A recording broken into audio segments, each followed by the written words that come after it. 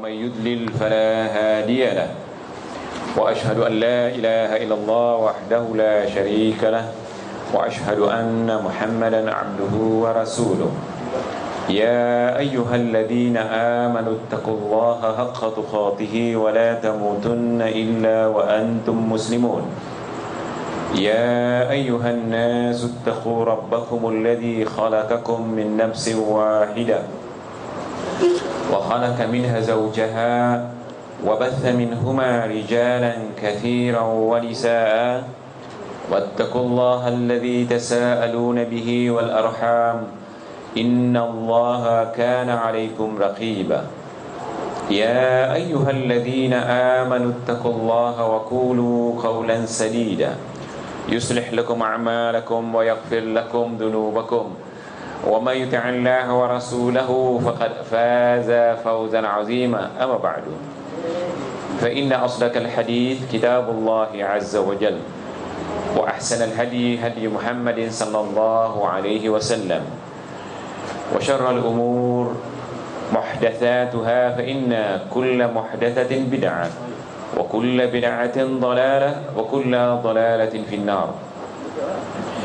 Ikhwan hadirin hadirat sidang jamaah rahmati Allah Subhanahu wa taala. Di tangan saya ni ada 3 helai kertas kerja berupa soalan yang sudah 2 atau 3 minggu ada pada saya. Jadi sahabat yang ajukan soalan ni minta supaya malam ini dibincangkan apa yang menjadi persoalan di 3 helai kertas kerja ni. Saya fahami bahawa ini berkait dengan persoalan imamah ataupun kekhalifaan.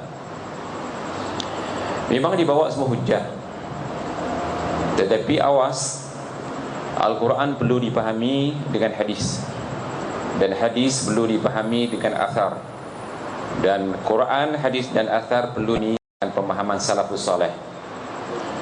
Kenapa saya katakan seperti itu?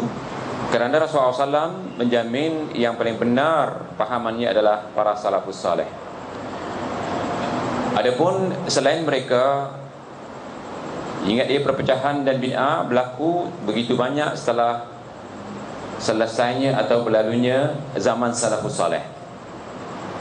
Memang kita berpegang kepada manhaj salafus salih, bukan kepada zamannya, tetapi kita berpegang kepada pahamannya. Jadi dalam hadis ini memang antaranya, ya, di bawahnya Al-Quran, ya ayyuhalladzina amanu ati'ullaha wa ati'ur rasula minkum.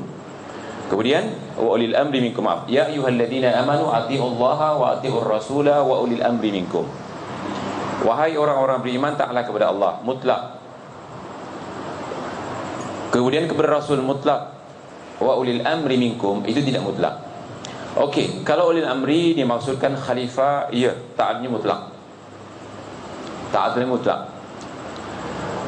Khalifah dimaksud di sini adalah khalifatul kubra, khalifatul uzma. Dimaksudkan khalifatul uzma adalah khalifah yang dipilih oleh umat, oleh semua umat Islam, sehingga khalifah ini diiktiraf oleh orang kafir, ini khalifah antum. Adapun khalifah yang sembunyi-sembunyi ini, tak kiralah khalifah yang jamaahnya disebut sebagai tasmiyatul jamaah, dinamakan oleh jamaahnya jamaah itu, seperti dulu Darul Hadis, Islam Jamaah, Jamaah Islam, JA, entah apa-apa lagi. Itu tasmiyatul jamaah. Kalau bayat-bayat seperti ini, bayatnya bid'ah. Walaupun ada satu hadis mengatakan mamata laisa fi ulukihi bayatan famata mitatan jahiliyah. Hadis ini kita perlu tahu sebab urutnya dan untuk siapa kita bayat ni. Kalau sekarang saya tahu banyak pertubuhan-pertubuhan, sama ada di Singapura atau di luar Singapura, yang membaiat kepada khalifah-khalifahnya. Khalifah apa ni? Khalifah apa? Sedangkan Rasulullah SAW, idza bui'a lil khalifatain faqtulu akhara minhuma. Apabila kamu dapati dilantik 2 khalifah, salah satu kena bunuh. Yang sekarang di Singapura mana satu kita nak bunuh? Banyak sangat kan? JI ada khalifah, Sufi-Sufi, tarikat-tarikat ada khalifah, Islam Jamaah ada khalifah, Ikhwanul Muslimin ada khalifah, entah apa-apa lagi, semua ada khalifah. Siapa membaiat kepada khalifah-khalifah seperti ini, maka kita katakan ini bai'ah yang bid'ah. Begitu juga firqah-firqah yang ada sekarang mengkafirkan antara satu dengan lain. Senang saja. Kalau ada orang mengatakan antum tidak bai'ah kepada khalifah kami, kamu kafir. Saya pernah ajar kepada antum caranya. Tarik khalifah antum pergi Masjid Sultan hari Jumaat. Suruh umumkan kepada masyarakat, aku atau kami atau saya khalifah antum. Siapa tak bai'ah kafir. Berani dia. Dia kafirkan orang, tetapi dia tidak bertanggungjawab. Itu kalau kat Singapura. Kalau kat Malaysia pergi berjaya apa? Berjaya negara. Kalau Indonesia pergi berjaya agung. Kalau pergi Mekah pergi Masjid Sultan. Pergi apa? Masjid sama ada Madinah atau Masjidil Haram di Mekah. Macam Juhaiman nanti dipancung kepadanya. Juhaiman mengaku sebagai khalifah kan? Ditangkap di kerajaan Saudi, dipancung kepadanya dengan geng-gengnya. Jadi jangan antum percaya. Yang dimasukkan khalifah di sini, saya ada bawa satu buku. Tangan saya kena 2 kerja hari ini. Itu punya apa? Terusak. Nama bukunya Al-Imamatul Uzma Inda Ahli Sunnah wal Jamaah. Imam Uzma, yakni khalifah, imamah mengikut Ahli Sunnah wal Jamaah. Lihat, Mawardi yang menulis kitab Ahkamus Sultaniyah, yang jadi rujukan negara Islam, ulama-ulama Islam, universiti Islam, apa katanya? Al-Mawardi dalam kitabnya Ahkamus Sultaniyah, Al-imamatu mawdu'atun lil khilafati nubuwah fi hirasati ad-din wa siyasati ad-dunya bihi. Yang dikatakan imamah adalah tajuk yang dipegang, perkara yang dipegang oleh khalifatun Nabi.